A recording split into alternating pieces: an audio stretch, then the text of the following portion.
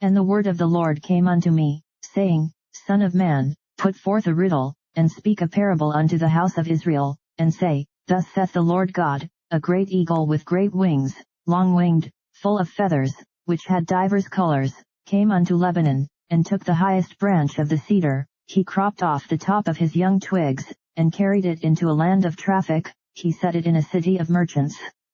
He took also of the seed of the land, and planted it in a fruitful field, he placed it by great waters, and set it as a willow tree.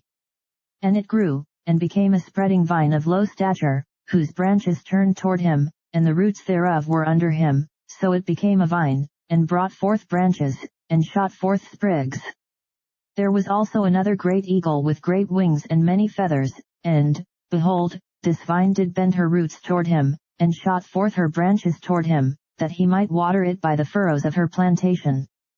It was planted in a good soil by great waters, that it might bring forth branches, and that it might bear fruit, that it might be a goodly vine.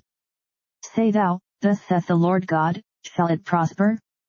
Shall he not pull up the roots thereof, and cut off the fruit thereof, that it wither? It shall wither in all the leaves of her spring, even without great power or many people to pluck it up by the roots thereof. Yea, behold, being planted, shall it prosper? Shall it not utterly wither, when the east wind toucheth it? It shall wither in the furrows where it grew. Moreover the word of the Lord came unto me, saying, Say now to the rebellious house, Know ye not what these things mean?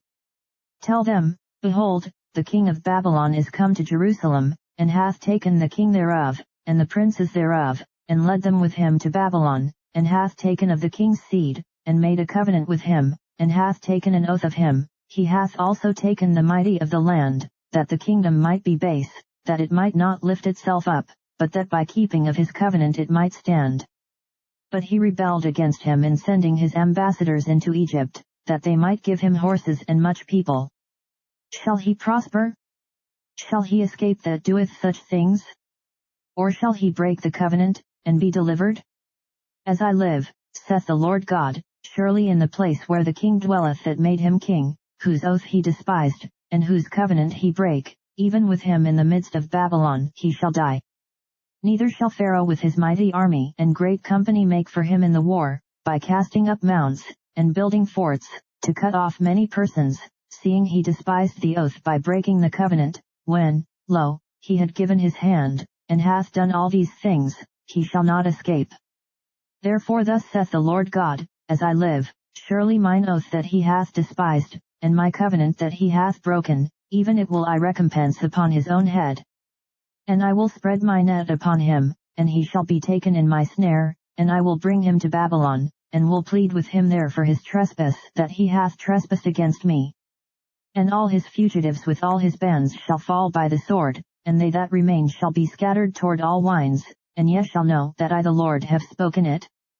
Thus saith the Lord God, I will also take of the highest branch of the high cedar, and will set it, I will crop off from the top of his young twigs a tender one, and will plant it upon an high mountain and eminent, in the mountain of the height of Israel will I plant it, and it shall bring forth boughs, and bear fruit, and be a goodly cedar, and under it shall dwell all fowl of every wing, in the shadow of the branches thereof shall they dwell.